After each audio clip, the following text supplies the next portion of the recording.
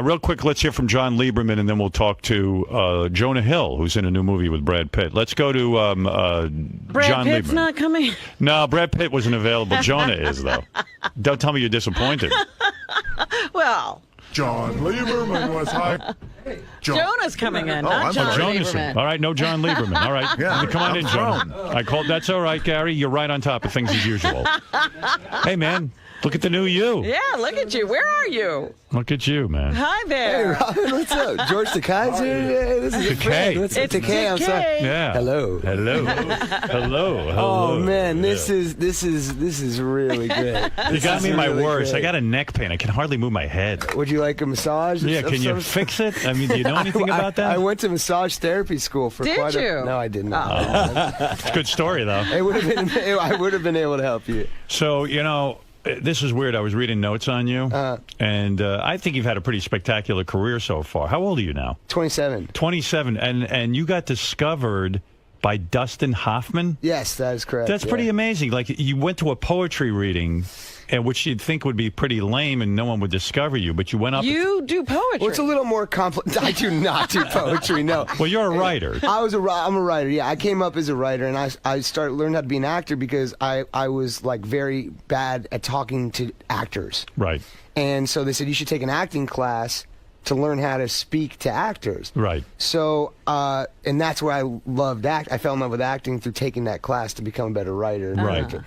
And it's not as simple as, like, I walked in the bar and Dustin Hoffman was there, like, having a glass of brandy and was like, you kid, get out to L.A. Well, Like, Dustin Hoffman was there because Dustin Hoffman's kids... I'm friends with his kids. Right. Yeah, yeah. And so he saw you performing poetry at the Poetry Read. Well, they saw that, and that's how they thought I was really funny. But what I did for him was actually way funnier. Was I used to make these prank phone calls. Yeah. And he used to have me make these prank phone calls for him and call, like, other really? famous people and stuff like that. Like, who did you call? We called this one guy who owned all these hotels, like some super rich dude, and I pretended to be another guy who owned hotels and started talking shit to him.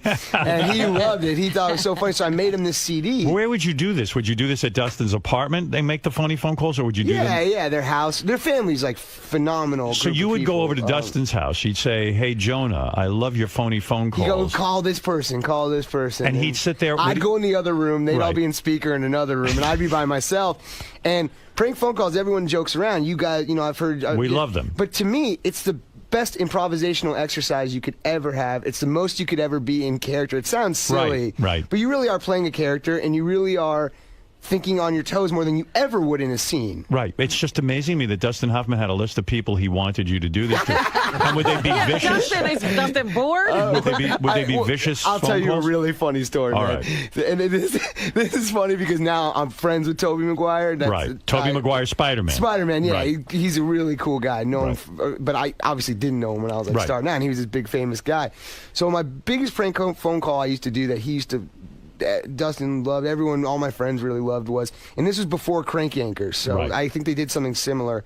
Not that they ripped off some 17-year-old kid that they Right. never met. Just but a coincidence. It was just a coincidence. Right. But the idea was you call and pretend to be a celebrity's assistant. Right. Okay?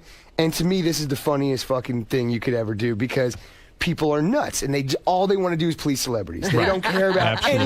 anything in the entire world. So during Oscar season is when all the celebrities rush to LA and all the hotels are booked up. So I called this, like, really small hotel that would never have a celebrity, like a Roach Motel in Santa Monica.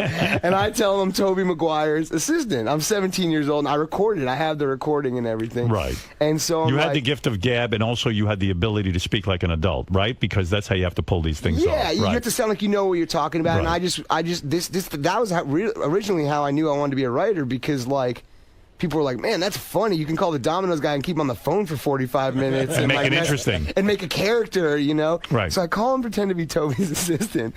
And I go, hey, I'm an assistant to a pretty big celebrity, and it's Oscar season. Everywhere's booked. We can't get anywhere. Toby would love to. He's chosen your hotel, Right. And the guy, it's also like midnight on like a Tuesday, and the guy sitting behind the counter is like, "That's crazy. Okay, yes, that sounds great." And I'm like, "Whoa, slow down. Toby has some requests, okay?" Right. And he's like, "Well, like what?" And I'm like, first of all, he needs like a pretty large-sized aquatic tank assembled within the room. And the guy's like, okay. And he's like, why? And it basically kept on for 50 minutes. It basically explained that Toby travels around with a baby seal everywhere. And the guy's like, and I'm like, what about the irrigation tubes? Like, how can we empty out the valves and everything? And the guy's like, I mean, we've never had a seal here before, but whatever Toby wants. And then it evolved, and me being dumb and 17 evolved to like, Toby likes to take jogs at like really late at night with like a pack of young children following him, like the Pied Piper, and so like the guy's like, sure, whatever you want. And the funny part is, a guy I know at that time played it for Toby, and he was like, what the fuck? And now we're friends, so it's all good. But so Toby was pissed because now it's his name out there with you going around doing this shit, right? Somebody thinks he likes to run with children. Some idiot 17-year-old. Yeah, but now he's Dustin would hear these. So you would be doing these in his home, and Dustin would sit there and be entertained by you for hours. I mean, and it's the great Dustin Hoffman. So you yeah, probably. But I don't want to sound opportunistic. That's kind of my fear. Is like when you tell the story, it's like I truly am like great friends with his kids. I was with one of them last night. I grew up with them, so it's like it wasn't opportunistic in any way. I was just hanging out with them, and the parents are great, and they were around, so they were like, and you probably do this funny thing, like make us laugh. Like I used to make phony phone calls, and my father, if he caught us, he would just beat the shit out of me. Like he was not going to be entertained. I got in quite a bit of trouble. Yeah, it wasn't like because I can't imagine. Like Dustin Hoffman was so cool. He was like, hey, yeah, I want to hear you guys making funny phone calls. You know, I used to make phony phone calls for a living, doing them on the radio, and then when I caught my kids making phony phone calls, I didn't know whether to yell at them or praise them. It's pretty hard to ground them. Yeah, it was crazy. I think one time they like called Dial a Mattress. I go, that's my sponsor. You can't do what that. What if they found out Howard Stern's children? So like I'm yelling at them for something I do on the radio. So it was kind of confusing. So how does that work into a job? So Dustin Hoffman thinks you're a killer. You're great. Yeah, he just goes. He's like, you should pursue acting. Wow. And I'm like, you know, I wanted to write for The Simpsons. That was kind of like where my head was. That was the goal. Yeah, that was the ultimate thing I could have done with my life. Right. And he was like, you should be an actor. You're really gifted. And I was like, just took it as a compliment, whatever. You know, it was like, thanks. You know, you're the greatest, possibly the greatest actor ever. Right. To hear you say that is very encouraging. Right, and he wasn't being just sort of blowing you off. He was like, he was sincere. Well, he said it, but I was never going to be like, well, what do I do or anything like. Honestly, like, I really need to stress you don't want to be opportunistic in scenarios like that. I'm friends with his kid's friendship was my. Was it hard for you to make friends as a kid because you were an overweight kid, or were you a popular guy because you were so witty and funny? And no, I was really popular. You were really popular. Yeah, I had a great time. But you weren't getting pussy in high school, were you? I lost weight. I got kind of handsome in high school for a while, and I had a girlfriend and stuff. Oh, so you got laid? Well, that's a great story if you want to get into that. Sure. Did you get laid in high school? This is a fantastic story. No, I lost my virginity my first night. My parents dropped me off at college, but I'll go into why I didn't lose my virginity in high school, which is a very funny story. So I was always popular. There was a period in middle school where I was really angry that all my friends started to get a lot of girls. Right. And I didn't because somehow I know that feeling. Yeah, you know, right. But mine, I've never been an angry guy, but it manifested in anger. Right. And so I was kind of a dick for like a couple years, and then I got past it, and then I got kind of handsome in high school, and girls started to like me, and I got this really cute girlfriend. I was really psyched. Right. And you're like, wow, I'm happening here. I was like, this is cool, you know, because Where did you grow up? I grew up in Los Angeles, California. Right in the middle of the city. So so we had this plan that we're gonna like have sex on prom night, you know, like a John Hughes movie or something. Right. I wanted, because I'm a huge girl and I wanted it to be special. And so we made this plan to do that. Go to the prom and then bang at the hotel, or well, bang, you know, make love. Make love. Right. Make love in the car. George, maybe? can you say That'd make be very love? Make love. Yes. So we go, and I get like blackout hammered with my friends, like real drunk. Yeah. And we go back to my room, and I threw up into her mouth while we were kissing. That's And disgusting. she slept. So not only did I not have sex, but she slept with my friend's girlfriend, like in their room. So it cock-blocked him as well. Oh God. And then my losing my virginity story is crazy. Well, why couldn't it happen the next day? I can't even be here for 4 minutes without divulging every piece of information. Yeah, but why didn't you bang her like the next day? She was sleeping in another room. Honestly, just we lived with our parents. Like it was like it was prom night or no night. No, it was not even night. Just circumstantially, it never like came to fruition. How far did you get with her? Did she give you a hand job? Yeah. Oh, she did. Okay. Yeah. All right. So you'd had a hand job. Come on, Howard. All right. Oh, hey, listen. I don't know what your story is. We're just trying to feel each other out. Trying to see what the kids were doing back That's then. right. Yeah, sure. What are you kids up to? So you go to college. The first night of college, you get laid. Yeah. Look at you. What college did you go to? Well, I went to Boulder for one semester. I wouldn't call it going to college. Boulder's not a college, is it? Honestly, it's just like a drug and snowboarding factory. Were you a bad student? Is that why you had to go to Boulder? Well, no, I was so man, I'll tell you, during this angry, fucked up period during like 7th, 8th, 9th grade, I went to this school that I didn't really like very much. Right. And I was going through a hard time personally with like my mom was sick or whatever. Right. And she die? No, she's alive. She's okay, yeah. all healthy, thank God. And I was like bummed that I wasn't getting any girls, and I was a dick. Right. And so I did really poorly in school. And then I went to this other school, made all my best friends, got straight A's. Right. But my 9th grade grades were literally F's. Right. So I got like A's and then all F's, and it all factored together to like a 3.0 as opposed to like a 4.0. So for you, it's Boulder. So I get into Boulder. All my friends are going to like fucking Georgetown and shit, and I'm going to Boulder. It's embarrassing. And I get there. I'll get to the good stuff. Don't worry. So I get there. My parents are there. It's the first night. Like my parents aren't leaving for like 3 days. Right. They're going to hang out. They really are into you. Yeah, my parents like me a lot. Right, right. We're real tight. They're going to college with you. Yeah. And I remember I smoked cigarettes at this point, and I really didn't want to go to Boulder, and I was like, you guys are making me go to college. I just want to write comedy. Leave me the fuck alone. Like, this rebellious thing. And they were like, you're going to college, blah, blah, blah. And I go, and my parents, I like secretly smoked cigarettes. Right. And I was like, well, guess what? I fucking pulled out a cigarette at the airport. It was like, I smoke cigarettes. And my mom was like, put that shit out. She like fucking almost snatched it in my face off. So whatever, we get to Boulder, and I go out and I'm like, I don't know any of these people. I don't snowboard. I've never been in the cold weather before. Yeah, you're not a Boulder guy. I'm not a Boulder. I'm way too like anxious and want my life to get started to be here. Right. And everyone's just the most mellow party animal you've ever seen in your life. It's a bunch of slackers. People, this dude just, I get to my dorm and that guy just hands me a bottle of Southern Comfort. Wow. And is like, here you go, man. So I get real drunk and I meet this girl. And she looks like real good to me from what I'm, because college you can really reinvent yourself. Yeah. Right. I was kind of like, I was in a band, like I kind of looked a little cool. I was like handsomer at this time. You weren't heavy at that point? I wasn't heavy at that point, Nice. so I was like, I was feeling like real good. So I meet this girl, and it's on, and we like have sex, right? Just like that. Like, yeah, it just But goes you were down. drunk. I was drunk, so I don't remember it.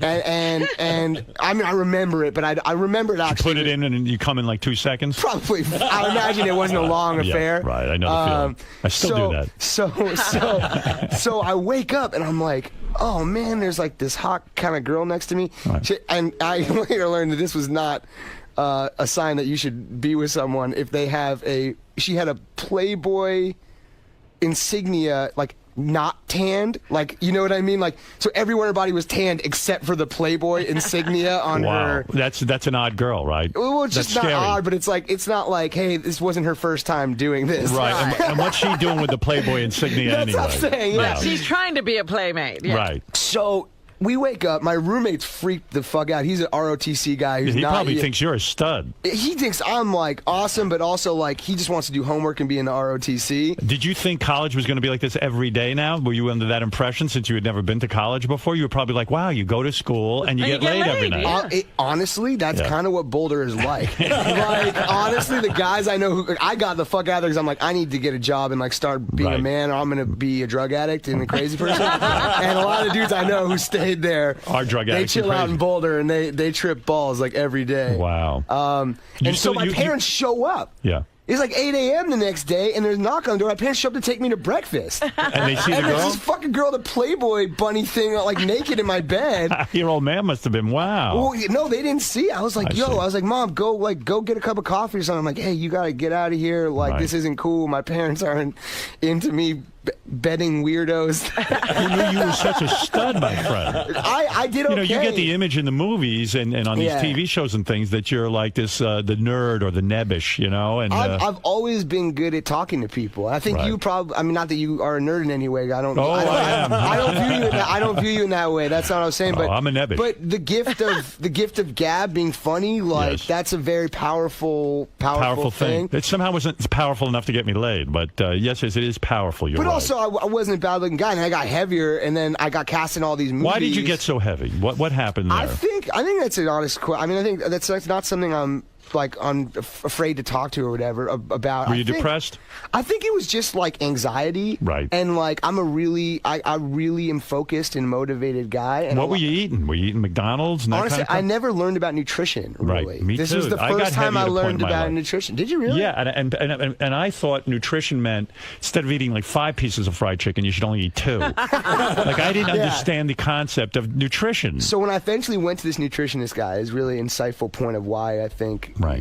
he goes, "What did you write down your 5 favorite foods Right. that you go on the island or whatever?" Right. And it was like the menu of a 6-year-old's birthday party.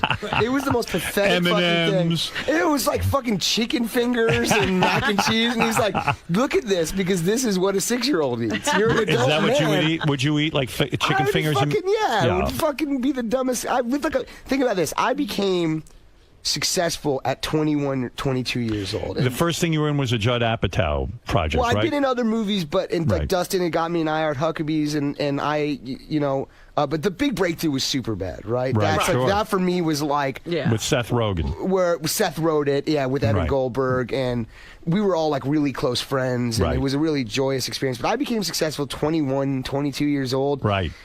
My friends were in college. I lived like a frat guy. I didn't How'd have you a get- nice place or Right, anything. right. When you were- Seth and I lived in the same apartment. We fucking had a bong was our like lamp. He moved out and I moved into the apartment. So you were in Boulder. You know. You transferred to a good college, and then how New soon? school here in New York, New school in New York, and then how soon do you start getting acting jobs while you're in college? No, well, what happened was I got, so then Dustin, so it was like I go home, he gives me this compliment. Right. And then he calls me one day and he's like, I'm interning for my friend's older brother. Right. I was making boxes for him. He worked at like a music company. It was like me and like 10 dudes in a basement making boxes. And you get this call would get from Dustin Hoffman. so high every day at work. Oh, dear. All you were had you- to do was just fold boxes. It was like the dumbest job ever. What would you do? Weed? Yeah, I don't do like real drugs. You and not into shit. coke? No, You never tried it? No, I never.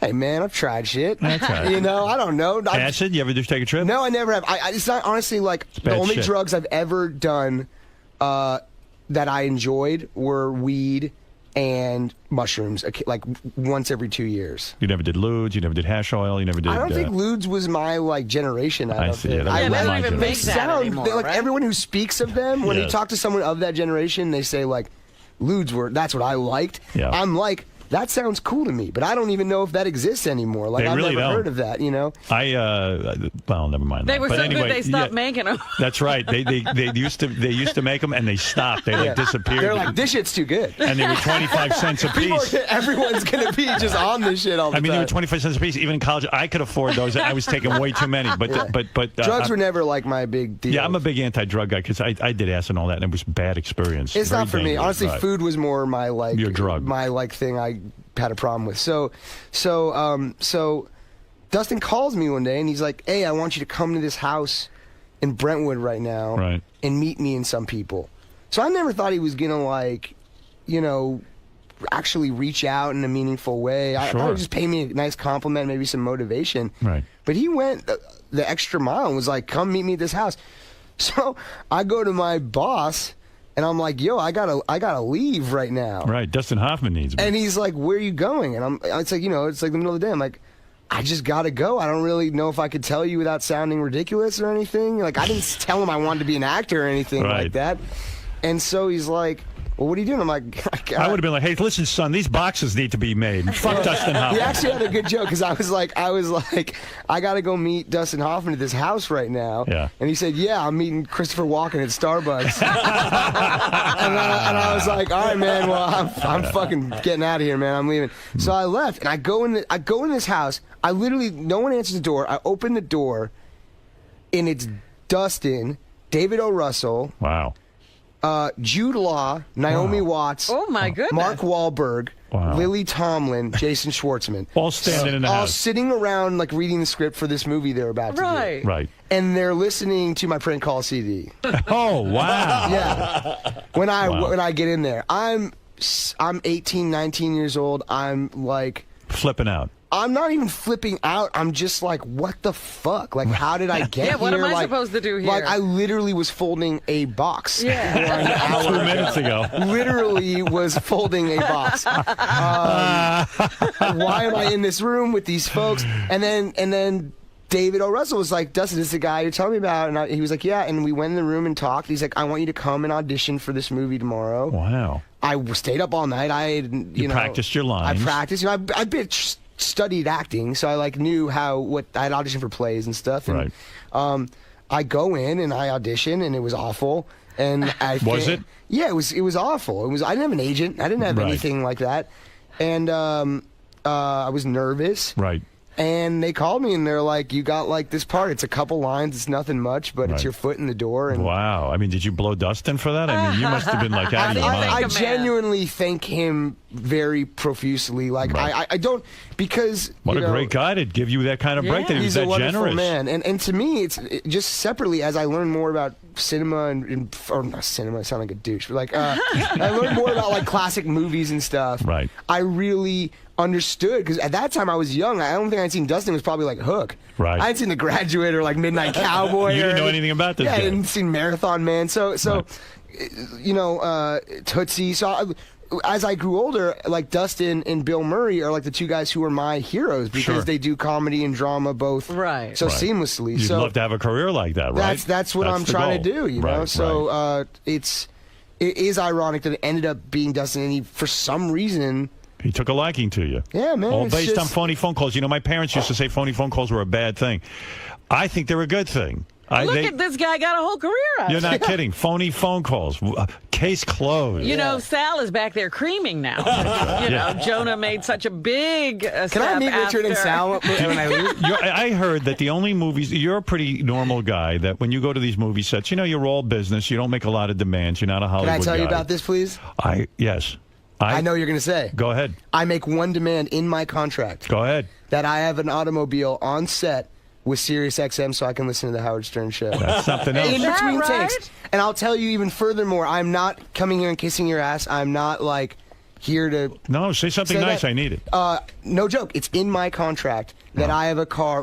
My assistant's outside. She'll tell you we have traded in cars because they didn't have satellite radio. I like this. Because let me tell you, in between takes, not even in between setups or scenes or anything, in between takes, because to me it is the most calming thing. A movie set can be very chaotic. People Right. also want to talk to you Yes. a lot, like, and you're trying to kind of stay in what you're doing. Right. So I go in and I listen, and no one, if you're listening to it, no people, you're focused on something. Don't you need to sit between takes to focus on your lines, though? I do. Or are you easy to memorize? I mean, memorize them the night before, and I work on everything. I prepare ahead of time, so by the time I get there, How long it's does it take to learn a long monologue? That must be a bitch. I think that's the biggest negative. And acting wouldn't even be hardly work if you didn't have to memorize all that crap. To me, it's the memorization part's. I'm really good at that kind of stuff. It's about just making it feel real after doing it once. Right. Right. But the thing that I was talking about. It's like hanging out with a group of friends, being funny, but you don't have to contribute to the conversation at all. Right. Let them do the work. Yeah, it's like when you're with your friends, like you got to chime in here, you got to be funny sometimes. Like So I what- get to hang out with you guys and not have to contribute at all. So what I'm learning is you're a big enough star to demand Sirius in the car. It's my only thing. I'm not. Come on, look at me, man. I'm not a diva or ask But for when you anything, demand this, they go, "Hey, what the fuck is with you, kid?" No, they go, thank God he's not asking for a fucking trailer the size of a building. That's you know? right, Or that's like, true. how good he's not asking for more. You know, for me, it's not about fancy stuff. It's about stuff that makes you work the hardest. So after you do I Heart Huckabees, yeah, what happens? How do you get super bad and get in with all those guys? How does that all happen? This is funny. So I go back to New School after doing Huckabees, thinking my shit don't stink, man. Right. I go in there like, I just got in a movie. I'm in my acting class. My acting teacher's giving me notes. I'm like, fuck you. Tell me notes. I'll give you notes. Yeah, I just worked with David O. Russell. Who the fuck are you? You know? So, like, I think I had an inflated sense of really where I was at in my career. Right. Because I figure you're in a movie, you're a movie star. That's right. Right? Sure. So I go back to college, and I go there for a semester, and I'm like, fuck this noise, and I drop out. My poor parents are very, my dad's an accountant. Right. So you drop out and they're freaking out. They're freaking out. Yeah, they're legitimately freaking out. No. Everyone in my family has a crazy work ethic. You dropped out because you figured, well, after I Heart Huckabee, so my career. Here's the honest truth. It wasn't about a big head. Honestly, it was, I'm 18 years old. If I try this for 5 years, I'll be 23 and can still go back to college. Right. That was my rationale of doing it. Well, it makes sense. So do it while you're young, right? So I do it. My poor parents freak out, but they were cool. And I don't work for 2 years. No break, nothing. I'm applying for jobs at like Domino's. I'm in. They're like, you idiot. They're like, you blew it. Right. Because the movie comes out, I'm in it for 2 seconds. It's not like it's like some standout thing. So I have, but I'm making friends who are wanting to do the same thing that I'm doing. Sure. That's what you do. Making connections. You form a community. You form friendships. So I'm a young actor struggling. There's a few other guys that are struggling, but we all have the same taste. Right. So I'm in a movie theater, and I'm seeing a movie, and I'm sitting behind Seth. And Seth Rogen. And his buddy, Dave Krumholtz, is from Numbers. He's a good buddy of ours. Yeah. He's sitting there, and we have a mutual friend. So I'm like, hey, man, I'm Jonah. We have a mutual friend. And he's like, oh, cool. And he's like, hey, this is my friend Seth. Hey, Seth, what's up, man? How's it going? And we fucking become friends. and so a partnership is formed. And not a partnership because he has a writing partner, Evan, but I'd say there's a group of people like Paul Rudd, myself, Seth, who all started hanging out. Jason Segel, who all started hanging out, and Judd being the leader of all of this, obviously, the Peter Pan, if you will. Sure. Who believed that we can make different kinds of comedies than were being made if we ever had the power. And Judd was the only one who it looked like was ever going to have any power. Because he could write. Because he had some success. I mean, he wrote for Larry Sanders. He wrote, some of the, Larry Sanders to me is the ultimate thing you could strive for comedically. That's right. Because it had a tone of honesty and drama with the comedy. It was amazing. It's a masterpiece. Right. Hank Kingsley is the greatest character in the world. Exactly. Right. Yeah. Yes. So that's the kind of shit I liked. I liked stuff that was a little more rooted in reality and not like a dude running into a glass window. So a random meeting in a movie theater leads to this incredible career And then a field. week later, they call me and say, do you want to audition for One Line in the 40-Year-Old Virgin? Right. As the eBay store guy. And the line was written as, can I buy a skateboard? Yeah. And I go, sure, man. I know Seth now a little bit. I call Seth and say, hey, I'm going to come in and do read or whatever. We're all trying to make it. Like, no one's made it yet. So you guys were unusual, too, because... Judd hadn't made it. Yeah, but you guys were unusual because you guys are very natural on screen. One thing I'll say about you and Seth and Judd's kind of comedy, it's all very kind of natural. It doesn't feel forced. But that's why people assume we're our characters. That's kind of where that thing comes into play. Yeah, you pull it off. Well, I appreciate that. So things start to break for you. Now, are you becoming do you start getting laid like a high caliber type of woman when what? Superbad comes out? That is the turning point. It's the turning point. You start to meet like really, a whole different level of girls, right? It's not even a level. It's just like come on. I don't want to lump us together, but my point of view is a guy like me at that point has to work really fucking hard at being funny and like really putting in time. We're talking dates before any sort of physical thing comes into play. Right. You got to really prove yourself. You really have to prove that you're like worthy of they're willing to overlook the obvious shit to be with you, right? But then when Superbad comes out, Superbad was I feel a lot right now with Moneyball coming out how I felt when Superbad was coming. Really? That'll take you to another level because Brad Pitt is in it. Because it's a big drama and it's starring Brad Pitt and me and Philip Seymour Hoffman, and people actually like it and aren't like laughing me off the screen. You know, it's a totally. Did you feel that with Superbad? Did you know ahead of time that it was going to be big? When we were making it, the extras on set thought we were making a straight to DVD movie. Oh, they did. Because it was not a very cheap movie. Right. Judd was not Judd. It was so funny when Judd became Judd. All right. We like watched Judd became Judd. He wasn't the director-writer that he was. 40-Year-Old Virgin was like this movie that no one thought I think they got shut down their first week and then brought back to life. Like 40-Year-Old Virgin didn't appear to be some big giant super success. Yeah, Steve Carell. I remember I knew who Steve Carell was because I'm a fucking dweeb, but it's not like anybody people knew who Steve was, and like on a major scale. They knew he was funny. So Judd becomes Judd. Judd gets Superbad. Judd puts you in Superbad. Yeah. And tell me about the pussy. I mean, okay, does it come let's like get to the crazy? good stuff. Yeah, let's get to the good stuff. Okay, my apologies. So Superbad, we're making it. Michael Cera and I we're best friends. Seth, we're all, and it was all of our college experience. Right. That's kind of a fun thing we never talked about was making of Superbad. None of us went to college really or finished. I didn't. Right. So this was our college. We would have these crazy fucking parties while we were making it. Really? Yeah, we had played this game called Edward 40 Hands. You ever heard of this game? No. Evan, you know Evan Goldberg, Seth's writing partner? You ever heard? I don't know him, he but wrote Seth Superbad. told me about him, yeah. He's a great guy. One of the fucking... you know when people say people like the husband because they really like the wife? Right. That's like Evan to Seth. I always joke around. You like Seth because Evan's the best guy. So what is the game? What is the game you guys play? Edward 40 Hands, where you tape 40 ounces of malt liquor to your hands, you duct tape them, and you can't take them off until they're both empty. Oh. So lots of dudes piss their pants during this game.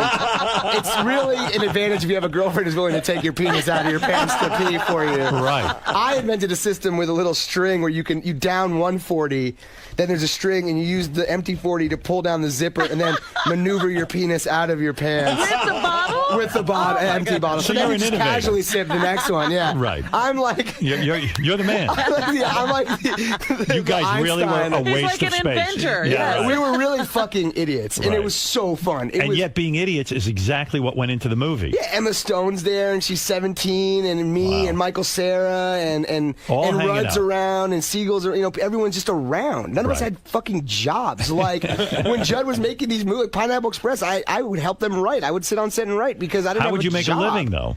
I fucking lived with my parents. Wow. It was miserable. Oh, my God. God damn, dude. And would they was say terrible. to you every day, what are you doing? They said, there's this fucking 40-year-old guy who wants to fuck our son. Like, I always joked with Judd, like my parents think you're some weird pedophile. Like, why do you like me? They don't understand why you like me. Your parents must have, I bet privately, were like, I think he might really be on the road to disaster. I mean, he's not going anywhere. And my dad and I had a very tough conversation recently, it was a beautiful conversation. Right. And he was like, there was a moment, your mom was really supportive of, she knew you weren't going to fit in the normal path. Right. I'm an accountant. I went to school for accounting. Right, and he took a very traditional path, and he probably wanted that for you. And he said, I was very concerned, I just didn't know if you'd be like, nothing, or like even be able to support yourself, or True. If you'd ever leave home. So when does the pussy come? Tell me about Superbad. Fuck all this stuff. Let's get to the pussy. Superbad comes out. The day Superbad comes out, Michael Cera and I spend every moment together. We're best friends. And you're not guys who got laid a lot.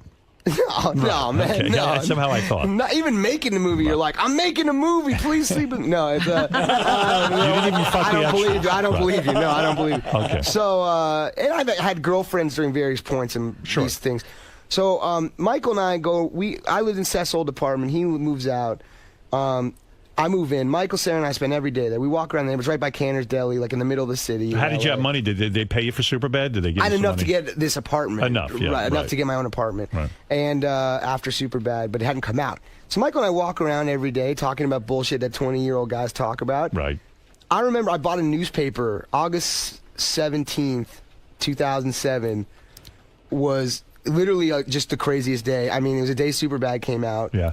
And it started to get crazy when like billboards were around, but people didn't know what it was. Like it was just weird. My friends were like, "I saw a fucking billboard of you, like on a whole building." Like, but it doesn't make any sense. Doesn't make any sense. And you're walking around the building, and it's a dilapidated apartment, and you're on a billboard. Yeah, I literally a billboard above my shitty fucking apartment. They literally put it above there, and it wasn't getting me lit. So the movie, I'm like, look outside the fucking window. No, so Mike and I go outside my apartment, we're playing video games, we go get a bite to eat, and I'm not kidding you. It was like what you see like Beatlemania on TV. Like when we're together, it really clicked for the women. They understood who you were. It wasn't even from a female. It was just people would go fucking nuts when they saw us. Like Chris McLovin. Forget about his life. His life. I mean, does McLovin get laid a lot now? I mean, does he? Yeah, I made sure to get him laid on that tour. So you start to get my laid. main job on the Superbad tour. Yeah. Was the fucking best thing ever. You mean promotional tour? The promotional tour. Because why? People knew about you? Because the movie fucking ruled. Right. Right? Like, and I don't want to sound like a douche, but it like played great. It played like a rock concert. People love it. So we walk in and do Q&As.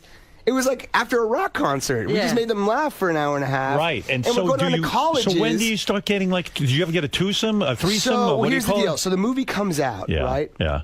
And the next day they ship us to, we just become famous. And I'm like, yes. And the next day they ship us to Europe where we're not famous anymore. Oh, your whole mojo. Your whole mojo. Like, give me a week. Give me a fucking week. There's an opportunity here. You want to use your superpower. I'm like, shit, I just won the lottery and you guys are making me move to a place where currency has no value anymore. So when you go to Europe, you're not known. But then, luckily, we go to England. Yes. And the movie opens the weekend we get there at #1. Perfect. And it's like an explosion. And we're in a different country. And we're exotic for some reason because we're like American actors. Right. And we're there. The night we get there, we're like all surreal. We didn't know famous people and shit. We were insulated in our world. Right.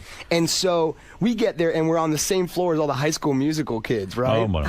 And so they get us tickets to see Prince.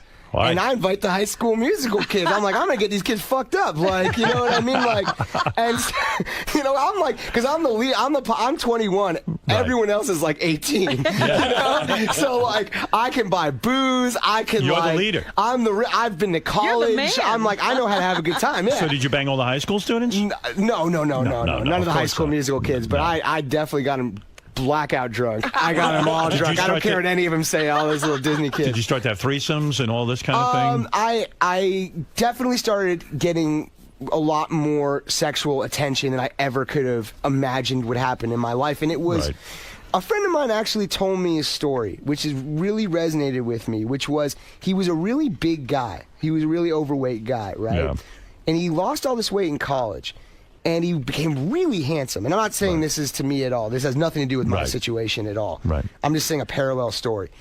And all the women who were mean to him gave him attention all of a sudden. Yes. And it fucked him up. And it gave him a complex because he's like, I hate you guys. Right. You only like me because I'm handsome now. Right. So for me, it was a little bit of like you were angry. I was a little angry. You were like, oh, you girls anger. never paid attention. You're the all of a same sudden, guy. I was the same dude August 16th that I was August 17th. See, I never had that problem. I just, I was never angry with the girls. I just took advantage of whatever I could. You're still angry with girls who didn't sleep with you in high school. What's the matter with you? Yeah, no, and it wasn't anger. It wasn't anger towards the girls. It was just like, I don't know. Like, I had some fun. I went around the country. I got laid a lot. Right. I experienced You did a country tour and you laid somebody in every state. I just had some fun. Like, I treated it like, I even talked to my dad. I was like, Dad, and my dad's like the greatest guy. What was your dad like? Hey, you better wear a rubber. He was just like, have some fun. Right. He's like, this is a rare opportunity in someone's life. Like, have some fun. Don't settle down like right this second. Right. Because he knows me. I'm going to find the first fucking person who will marry me. And Well, what about that? So you're still with the same girlfriend? Yeah, I've had a girlfriend like on and off for 4 years. On and off? What is the on and off? When Superbad came out, we were off. She knows. I cleared all this with her. Right. Yeah. So you're back with her now? Yeah, we're dating, yeah. Is that who's out in the green room with you? Is that your girlfriend? No, my assistant, Catherine. Oh, assistant. I heard she's hot. She's really cool. Yeah, you're not banging her? No. What do you mean, no? She's like my sister, man. Well, maybe if Moneyball hits, you'll get her. I'll get a chance. Yeah, right, get a chance. She listens to the show. She before didn't know about the show. Now she knows she's singing cocaine. Oh, she knows everything. So this girl that you're dating now, I mean, is this your fiance? No. You're too young, right? But how Slow did down, you? Caballero. I mean, where did she come in? Was she a college girlfriend? Oh, we grew up in L.A. and it's funny how we met. Actually, did she not pay attention to you in high school? And all of a sudden, she's the shit. She's the shit. She puts up with all this fakakta job, as they say. Right.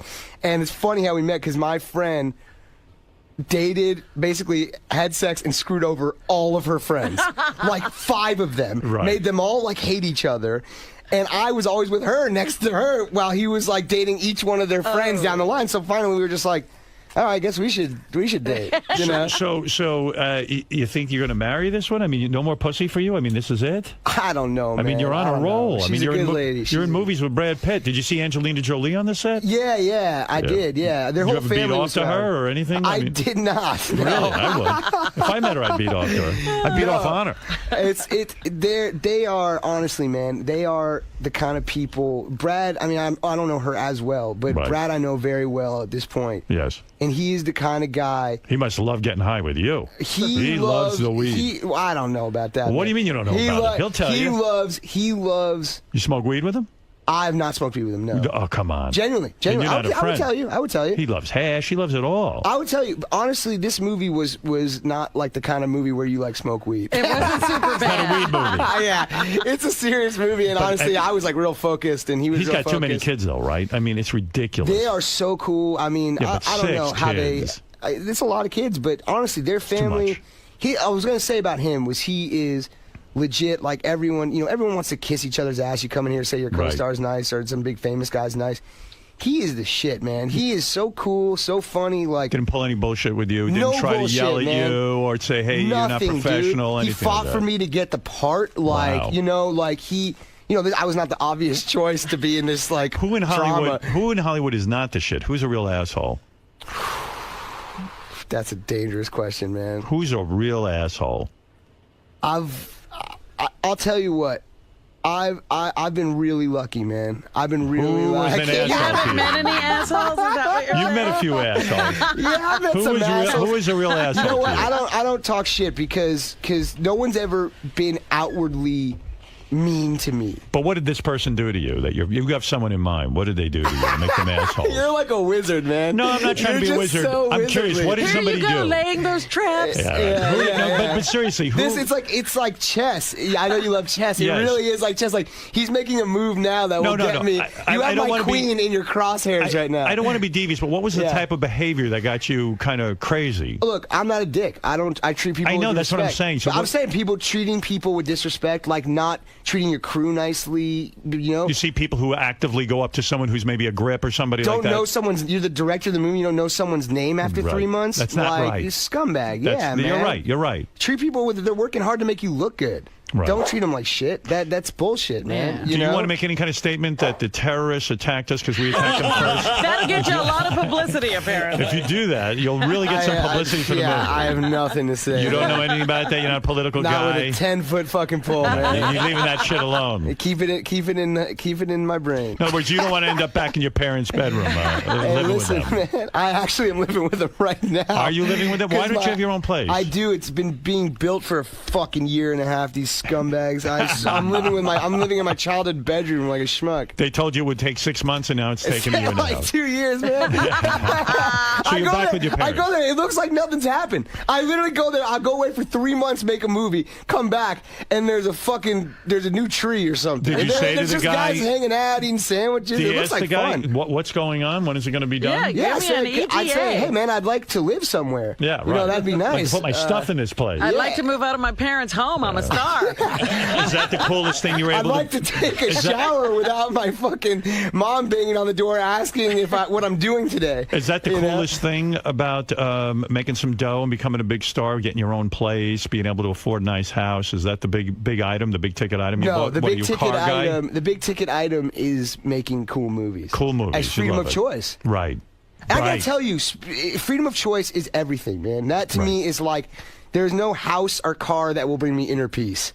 It's But just, I freedom know of that choice, about myself. You like, turned down. Didn't you also turn down a role on Transformers? That's true, yes. You yes. and Seth, right? Both turned down No, roles. Seth didn't. He He you just did. talked about it about me turning it down publicly. Oh, and that's fucking what it pissed was. everybody off. Yeah. Right. But you Fucking turned asshole. that down because you said, hey, man, I can afford now to turn something like that down, and I don't think it's right for my career. I just, honestly, like, I love Michael Bay. I love fucking Bad Boys. It's one of my favorite movies, you know? Like, I love all that stuff. People made a bigger deal about it than it was. It was just, they gave me a ticking clock, and I called my brother, and I said, they want me to be in Transformers. Everyone's saying to do it. I don't feel in my heart this is the right thing for me to do. Right. I don't feel like I'm going to be happy there for 6 months in front of a green screen, like pretending to run away from a robot. Right. It's a movie I will see opening day. Right. And my brother just said, he just goes, don't fucking do it, man. It's not worth it. It's Why not do you worth go to your brother for advice? What's he up to? It's not that he's like the industry expert. It's just, I asked all the fucking people you could ask. I talked to Judd. I talked to fucking, you know, You talk to Shia people- LaBeouf or whoever, Right. and they give you advice on what it's going to be Were like. they shocked you turned it down? I bet they didn't expect that. I think they were not happy that I turned it down. And I bet it was a lot of dough, a boatload of dough you turned down, It right? was good money, man. Couple of mil? It was good money, How much man. money do you get for being in a Transformers? Tell me the truth. $2 million. You're not kidding me, huh? Yeah. and- $5 million? No, no. Three. Not for me. Shy is fucking, that dude's just fucking rolling in throwing dough. money in the river right now. Wait, can you get a $3 million payday on something like that? Now? Yeah.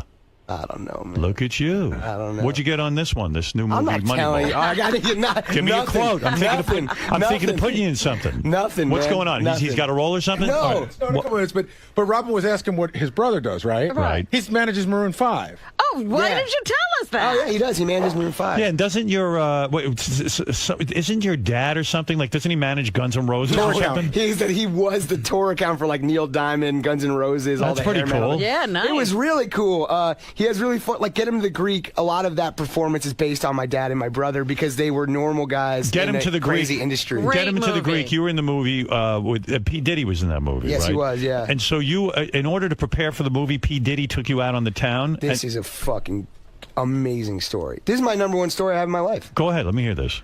P. Diddy is fucking out of control crazy. in the best For real? in the best possible way. Oh, he yeah? is. I love that guy. He like Black guy? Oh, is he stop. black? Yeah, right. Yeah, go Yes, he ahead. is. I believe Yeah, right. I believe he is. I Go didn't ahead, ask yeah. him, but I imagine. I'm assuming here. Right. Were you accepted? I've seen him travel around. Always all black guys. So were you accepted into that crowd? Dude, so we get to his house for the first time. Right. And I'm shooting this movie Cyrus, and so it's kind of a serious movie. So I'm kind of like, I'm not going out and partying the night before. Right. But Right. Diddy's like, you're coming out. And I keep flaking on him. So would you call him Diddy? I call him Sean. Sean Diddy. I asked him. I go, you got 10 names. Yeah, what what do you the want me fuck to do I call you, call you? man? Yeah. So he said you can call me whatever. And I was like, I'm calling you Sean. You're not calling me like Joni Joan or whatever. Right, Just right, call me right. Jonah. Mhm. So. And he really fought for the part, and he fucking earned it. He's fucking hilarious in that movie. Oh, he He's is. really funny. Yeah.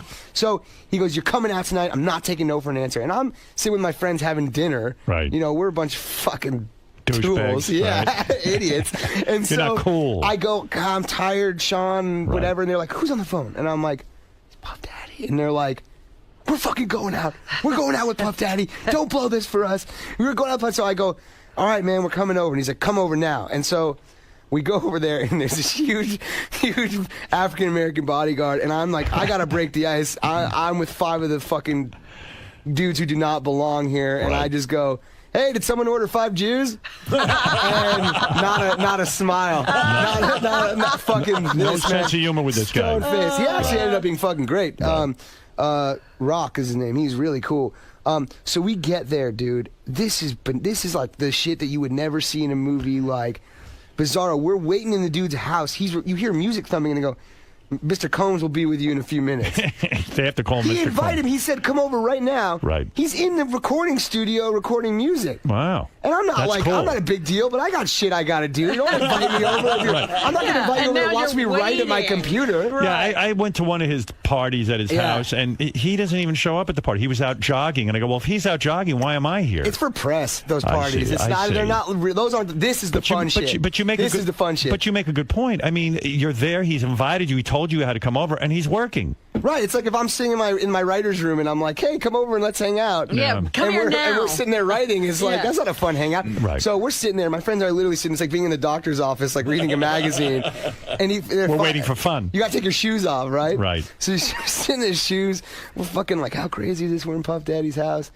And he comes up and he's like, all right, everybody, let's drink. So we drink, right? And we start drinking. I don't drink because I'm driving. I don't drink and drive. I don't fuck around like that. Right, smart. So I'm not, and I gotta wake up early for work, you know. So I'm not drinking. My friends are all drinking with Diddy. He's telling these crazy stories. Doorbell rings. Hype Williams, the music video director. Right. Kanye West. Show up. Right. Tuesday night, like 8:30 p.m. This is gonna be a party. Okay? So my friends and I are like, this is fucking sick, man. This is cool. This is fucking, we feel cool right now. Yes, Right. absolutely. So he's like, all right, we're going to a club. I'm like, Diddy, Sean, I'm fucking going home, dude. It's 10:30. And saying that to him is the nerdiest fucking thing you could ever say. He's like, you're fucking coming. Literally peer pressured me into coming. All my Because the friends shit starts at midnight, really. because fucking shit doesn't pop off. I'm in bed with Real Housewives at like 10:45. Right, I know. So it's like, so we go in the car, we go outside. There's like 8 black dudes and my 5 friends, and he goes, "We're mixing it up, black dudes and white dudes." Obama. Jonah, I'm shotgun your car. Wow. Bottle of vodka in his hand. Right. Okay. I'm fucking like, this is fucking crazy. Nobody's going to believe it. Diddy's riding shotgun. 2 of his boys are in the back, and 2 of my boys are in the back. Right. My other 3 friends are in an SUV with Kanye West and Hype Williams, and 2 other bodyguards, with doing God knows what. I don't know what the fucking small talk is in that car. Right. So he's going through my CD, he's fucking throwing them out the window. This sucks. This sucks. He puts in James Brown Live at the Apollo CD I had, and he goes, "I was at this concert." Right. And I'm like, in my head, like, no, you weren't. No way you were at that concert. Right. And so he's drinking. He's like this. We're driving down Sunset. There's a billboard of him. Right. He leans his torso out and he goes, "That's me, motherfucker!" I was like, this is the illest thing I've ever seen him. I've never seen anything like this before. And so he's drinking. I'm like, Sean, like, chill the fuck out, man. Like, you got an open fucking bottle of vodka in my car. I'm not. Right. He presses my knee down on the pedal on Sunset Boulevard, and we start going real fucking fast. It's very dangerous. I'm looking at my friends in the rear view like, you know, like freaking out. He's like, and he'll just go, "Hey, man, you ever driven with a gun in the car?" Oh, no. And I go, Oh. "No, Sean, I have not driven with a gun in the car." And I got to be honest, it's between, and I go, "No, I haven't." And he goes, and his friend in the backseat goes, "How about 2 guns?" Oh, wow. And my friends and I are like, What do you guys- shit. Where so are we? he's in What, are we Sunset gonna drinking an rob open someone? bottle, and he presses my foot against the pedal more, we're going like 80 miles an hour. Down Sunset Down Boulevard. Sunset, and he swerves the wheel. He'll randomly just grab the wheel and swerve me in the lane. I'm like, I'd get the hell out of there. I'm driving the fucking car. I mean, put the brakes on. So we get there. So we have this crazy thing. We get there. I finally fucking take off. I leave. Right. Yeah, you can't handle that. I go home and He's gotta work. I go home and I call Nick Stoller because we're preparing Greek, and I go, "You got to hear the shit. We got to put this shit in the movie." Right. Right? So Nick's were like fucking transcribing what happened, and then later I find out he was totally fucking with me. What do you mean? He was totally did it. doing it to get. He Yeah. was doing it because that's what my character would react like. Oh, Yeah. I see. It was an He was acting fucking- experience. He was fucking with So me. he didn't really have guns, and he didn't have. He said, no, yeah, I he see. said it was water. I see. I got But it. the best story ever, real quick. I don't want to. If it's Go ahead. okay, Go this ahead. one's way funnier. All right. So we're in Vegas. He goes, "I'm taking you and your boys to Vegas the weekend before we start shooting. We're gonna have. I'm gonna show you what it's like to party with a real rock star." Okay. Okay. So we get there. It's me and like 9 of my homies and like 9 of his friends. Okay, Right. Again, very weird looking group aesthetically. Anybody getting laid? People are getting laid. Right, Yes. okay, yeah. They are. So we go out with him. We're in his fucking hotel suite. The dude travels with he's there for one night, right? Right. I've never seen more fucking clothes in my entire life. I mean, I wouldn't. He got more shoes than fucking Michael Jordan. Like I've never seen so many shoes in my life. We go there for one night. So we go out. We're all getting drunk, having fun. And I'm like, these guys are my friends. I could joke around like I joke around with my friends.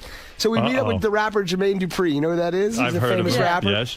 So now we're like 20 people deep. What'd you say?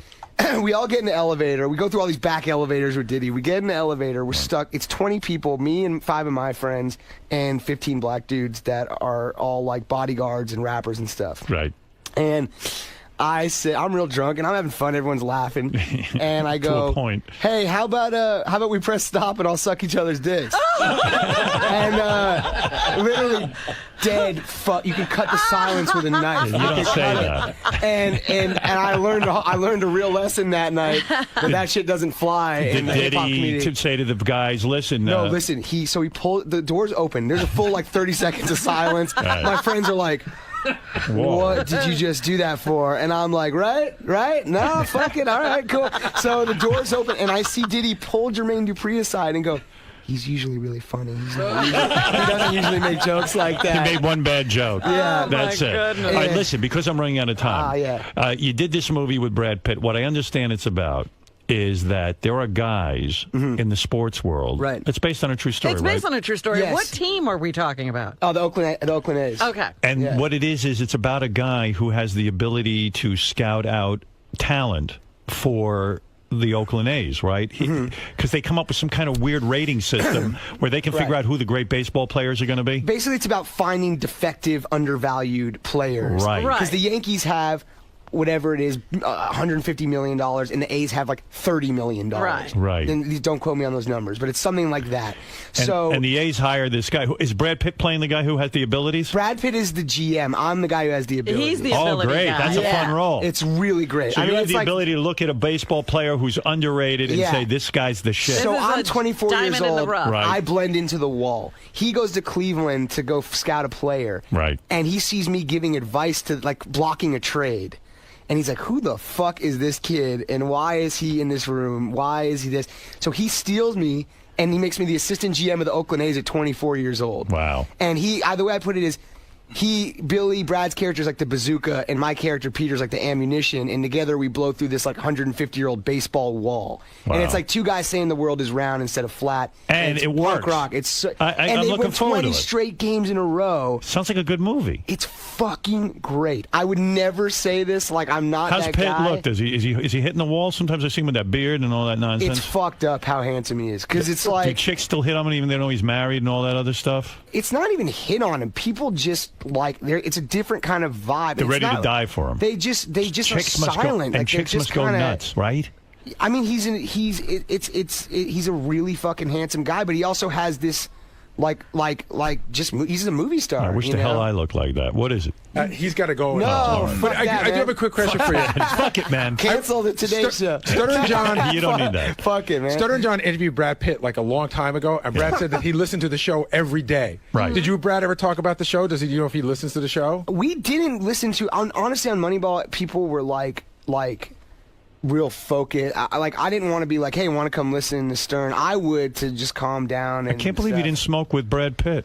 Yeah, we drank beers and shit, but we never No smoked smoking. weed. Oh, but maybe she gave him the ultimatum. I think he's straightened Must be up. pretty wild. Really, you're 27 years old, in just a couple of short years, you're at the top of the game. It's pretty wild, no, isn't man. it? It's great. It's a great ride, I'm right? a lucky motherfucker. Yeah. Do you regret ever not pursuing that box making opportunity? Maybe possibly Honestly, that would have worked into. You still could go back. Well, I bet the you would have thing been good is, at it. Listen, there are times when there are regrets. Yeah. Sure, why not? What are you going to do? So this girl that you're with her a long time now, and On and off, yeah. On and off means if you meet somebody great, you'll No. bang them. Or if this movie I mean, blows we didn't up, they'll date go straight. off We again. didn't date straight the whole. When's through the last time time you dumped her?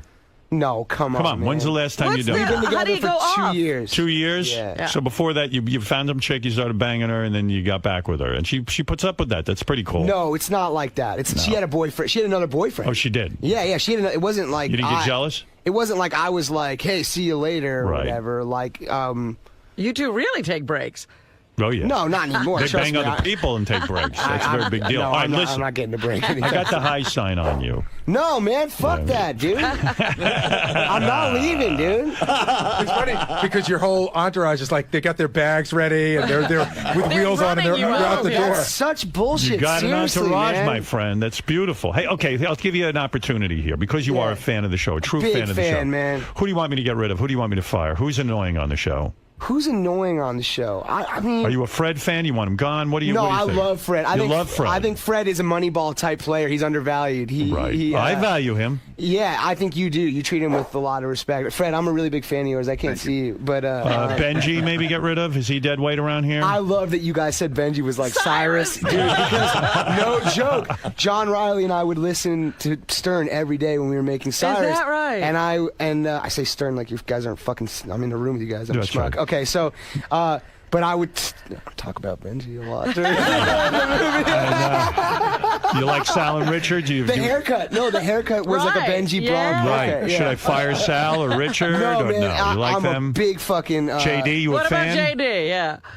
Yeah, JD's all right, man. No, I was kidding. I'm totally kidding.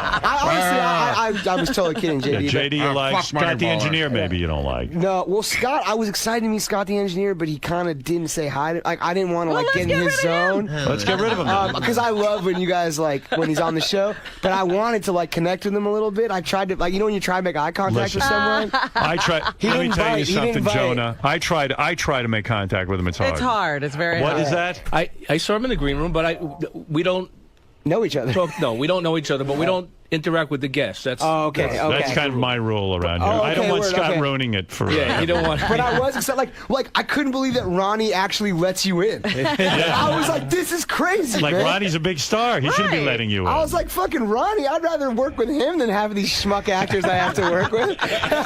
So, listen, let's sum up. The movie is called Moneyball. It Yeah. sounds like a great premise. Sounds like a Yeah. good role for you with Brad Pitt. And Philip Seymour Hoffman? Right. And this is this your highest paying role so far? No, it God, isn't. no, opposite. Opposite. Yeah. Because it's not a huge Because it's a movie. drama, and I'm not proven in that world. I see. Pitt probably got a fortune.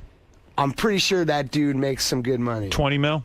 I don't know, man. I'm sure. I don't know. He's fucking Brad Pitt. didn't say to him what you If he quote? doesn't get a lot of money for a movie, I don't think anyone should. You know, like, Jonah Hill is in Moneyball. He is the dude who can handicap all these baseball players. It opens Friday in theaters everywhere. I wish you a lot of luck. It was a lot of fun to meet you. Yeah, it was really a pleasure. You're a great Thank you. guest. You got great stories. We have a lot more to talk about. You have to come back in. I can't believe they're kicking me out. This is Well, bullshit, listen, man. you'll come back.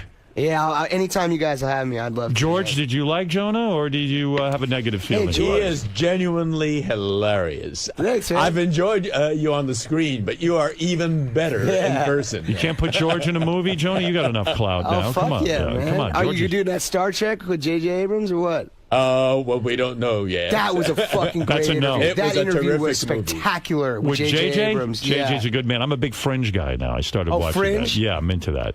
All right, listen. I could sit here and bullshit with you guys all day. I'll see you. They're really, literally standing out in the Hey, hall. George, ready to George, go. what do you think, real quick? Jonah have a big cock or not? What do you think? I Think would the best- say he does. You'd say he does. But Fair. sucking cock brings about silence. What'd you say? Sucking cock brings about silence with you. He's talking about the elevator. Oh, right. right. True. Yeah. We could all just press stop and Jonah, you metaphorically have a suck big each other's penis? dicks. It's all right, man. Yeah? Yeah. How many inches? Give me a heads up. About 19. No, come on. I don't know, man. You've measured. More than Leslie West, You huh? never Do measured? you hit the water when you sit down? No, man. He does not. I have an in-house seamstress that just sews condoms together. So You want to see Richard and Sal's cock? I'm sure they're happy to show it to you. Maybe another I honestly time. don't, but I really want. I fucking want to hang out with those guys a little bit. That Well, sucks, listen. man. Listen, we'll do it next time. You'll come. You'll stop by, Yeah. and we'll talk about something. All right. It was an honor to be All here, right. you guys. The great Thank you. Jonah It was our Hill. pleasure. He's a great guy. He's in Moneyball opening Friday with Brad Pitt in theaters everywhere, and we'll all go see it and check it out. It sounds like a good movie. That'd be great. Thanks a lot, you guys. Thank you. Oh, really? Oh, thanks, man. That's joining the elevator. That's the I best. think that's a funny joke. Man, pleasure.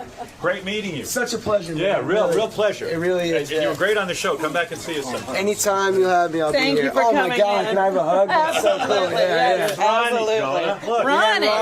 Ronnie let you in. What's up, man? How's it going? This was like the coolest thing ever. This was awesome. Well, thank you for guys. coming in. We're big fans. It was great to have you in. Rad. And Yeah. we love that you listen. I'll be listening to all. Now it's fun because I get to listen to all the like fan roundtable shit. I'm a nerd, man. Jonah, can I take a picture real quick? Yeah, of course, man. Hey, Richard, where's your partner? Right here. Come here. Come say hello. Am I in trouble? Sal. Oh, hey, Sal. What's up, man? We met. We got to meet. years ago. Superbad, right? Yeah, we just got a tour of the studio. Yeah, your hair was all frizzed out. I'm big fans. You look great, man. You guys look great. Thank you. You're a lot more handsome than I remember. Yeah, we've slimmed So are down you, though. a little. So are you. Yeah, well, yeah, I am as well. Yeah, exactly. Let me say bye to Whitney. Very cool. Dude, such a pleasure. I'm such a big Yeah, fan we of you gotta guys, hang man. sometime. Yeah, definitely. We'll get the Keep kicking ass. You have to. Have you met Whitney? Yeah. Hi, Her boyfriend and I work together. What? Oh, really? Oh, sorry. Bye. I didn't know there was a guy there. What? Oh, you're trying to get laid? So What do you mean? You're so funny. The guy on the show. I'll see you tonight. You got to come back and do Celebrity Superfan. I talked to Matt about when you do it Oh, in shit. LA. But go, I know you're shooting a movie. Go do- Anytime, dude. Anytime. thanks. All right. Take care. Thanks, Gary. Thank you. See you guys. Peace. Bye. Jonah, to go from a listener to actually be there, what was that like, man? Oh, that was the greatest experience ever. I'm so speechless right now. It's so cool. Like easily the coolest thing I've ever done. Easily. Awesome stories, man. It was like having a Stern fan on the inside of Hollywood with you, man. That's cool. Yeah. Well, I genuinely listen to the show every day. I could not be more of a fan. It was a pleasure to meet you, Ronnie. I'll see you. Call me for the next part. I will. Good luck with Moneyball, man. Thanks, dudes. I'll see you guys later. Take care. Thanks for having me. Thank you. Bye. See you, Lisa.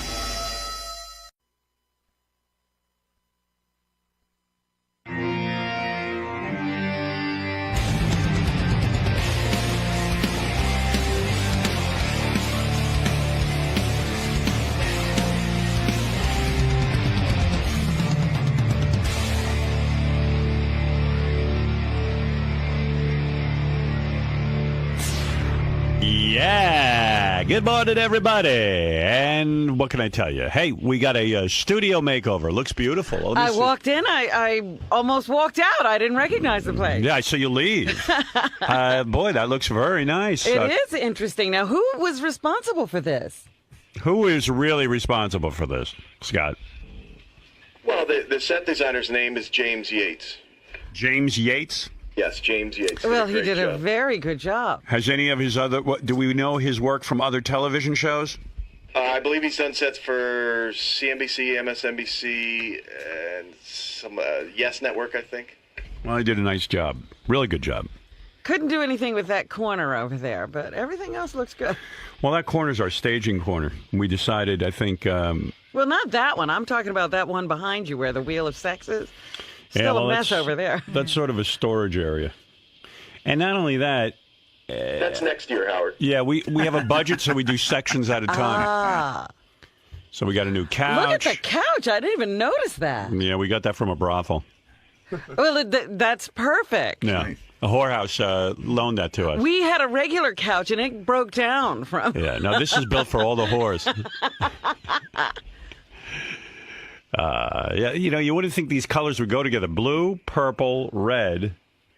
And yet it somehow works. It's rather garish, but when you see it on camera, Well, it's not really a true blue. It's more like a turquoise or something. turquoise. And then there's purple behind you, but maybe that's the light. I don't know what's going on. It's the light, yeah. But But very, it looks very purple nice. over there in the where Howard Stern show is. Yes. Where Benji is. He's wrapped in my name. I look good with this new set. You got animation behind you. There's all kinds of things. Is it distracting for you? Because look what I got going on behind me. I don't know. I'm just getting used to it, but I'm watching Gary dance the whole time you're... On our new set, which you'll see on Howard TV, let me describe it to you. Behind me, instead of that fire that we used to have, Yes. it looked like I was in a fire, like Satan's hole. There is a huge set of a picture of Times Square, and in one of the big pictures is Ronnie with a billboard that says topless, and then there's a Gary Baba Booey one where Gary dances. Then there's a picture of me, Robin, and Fred on one building, and then you can see Benji hula hooping in an upper corner, and Howard TV logos and a Sirius XM logo. Beetlejuice is there. Beats up there. Who me? It says who me. I don't know. And then it says got back hair and all kind. There's Jason's back and there's all kinds of fun things. And boy, I like to hang this in my apartment. It's beautiful. Oh, I love it. Who is the designer of this particular piece of art, boys? That's a tough one to say. My idea, the graphic designer is Doug, what's his name? Travis Johns. Travis John. And then I touched it up from there. Fabulous. So it was a collaboration. You touched it up, Scott? Very nice. Yeah, I'm about to make another touch-up as we speak. What's that? There's a couple of little mistakes in it we're just going to fix. What's the mistake? I don't like, well, the buoy sign, how it goes to black and then it flashes white. It's kind of bright and distracting. Yeah. There's a mistake with Robin's shot. Just little things. A mistake with Robin? I love that. Yeah, it'll She be seems to be shimmying. Fred's creepy. That's perfect.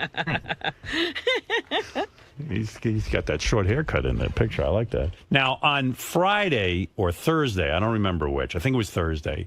I called into Good Day L.A. Jillian Barbary's birthday, I was informed, was on, I don't know, I think it's actually today her birthday, but they said, would you call in Thursday for her birthday? Now, normally I ignore these requests. I get a lot of requests to call into shows and things and come on shows, which I generally turn down because, you know, what's the point? Oh my God, I do everything I'm going to talk about, I'm going to talk about here. I'm not going to go on some show and talk about it. And I wasn't really promoting anything, but Jillian has been nonstop promotional, you know, genius for us in L.A. She goes on her morning show every single day and mentions what we did on the show and how brilliant the show is. And I said, you know, if they want me to call in for her birthday, I'm inclined to do it. You know, anybody who calls in, who gets on their own television show and promotes our show the way they do, deserves a fucking phone call from me if it's important to her. Yeah. And it was important. Like, she started almost getting tears that I was calling her. Yeah. Like, she really loves me. I could bang her. Yes, Ryan, you're on the air. Hey, now. Hey-oh. Hey, Howard, clearly Jillian Barbary loves you more than life itself. Do you think she would, or her husband, would let you cuckold her in front of him? Fuck her in front of her husband? Yeah, and further to that, which one of your staff members would let you have sex with their wife in front of them as well? I don't know about my staff, but I'm pretty sure Jillian would have sex with me, even though she's married and has kids. And really? Yeah. I don't think there's a doubt in my mind, at least, that... and I think her husband would let me fuck her. I don't know about that. I don't want He's a manly man. I don't know if he can handle that. I don't know that I want to fuck her in front of her husband, but... Could you perform under those circumstances? No, I really couldn't. What about your staff members? I don't think anybody would let me fuck their wife. Oh, Sal. JD. Sal would. Yeah, Sal would. Yeah, if you sold Sal, he could come over and hang out at your house. He could be your best friend. And be his best friend. All you have to do is fuck his wife. What do you think he'd say? He'd let me fuck his wife. I mean, if I seriously sat down with him and said, look, Sal, I need to fuck your wife, he'd let me. And I'm pretty sure she'd do it. What about Richard? I don't know Richard's wife. I don't know Richard's situation, but... Richard loves you. Yeah, Richard seems like he's up for anything, you know. I don't think any of these guys are that attached to their wives that they care. Like, I wouldn't let any man fuck my wife under any circumstance, but I don't know. I think Jillian, I don't know what Jillian's husband's story is. I don't know him, but I know Jillian I just would. know, he's a former Marine. I don't know if he's standing for all that. Jillian thinks I'm like the most brilliant guy that ever, like God, like the man next to God. And it's like, to fuck me would be her dream. Like, it's weird to have that. And in a way, I'm really sorry I didn't fuck her. I said on the air, they didn't play the phone call that I made to Good Morning LA. But I said to her, I said, I'm pretty sure that would ruin the whole I'm a deity thing to Jillian. Because bring you down a few pegs. When she's giggling because I came in 3 seconds. Okay, in between which... But in my mind, I figured Jillian and I would have insane sex. Like, she'd be wanting to prove herself. I'm always looking to prove myself. Worshiping you in that lovemaking. I should become like a kook now and start calling Good Day LA every day till the Jillian's sick get of on me. their nerves. Yeah, right. Like, oh no, it's him again. It used to be special. Now it's every day. Now it's every day this guy calls in.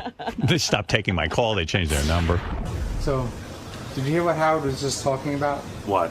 Saying that you would let him fuck your wife. Yeah. Does that answer it? Yeah. Really? Would you? If Howard said, I mean, that's a you tough could be one. my friend. You come to the Hamptons house. What's the trade-off? Your wife? You know, she's fucked worse. You know what I mean? So, I mean, I'm sure for out of anybody to pick to fuck your wife, I mean, why not pick the biggest and the best, Howard Stern himself? I think it's an honor. All right. You know, and maybe if you even inseminated her, my children would have a stepbrother who's half Stern. Now, or stepsister. Now, how about this? We'd have Stern blood in the family. Would you be cool if Howard said he wanted you and him to tag team your wife? Yeah, why not? Make it fun. Have a couple of beers, do a couple of shots, smoke some weed, bang her out, clean out all the pipes, videotape it, sell it on eBay.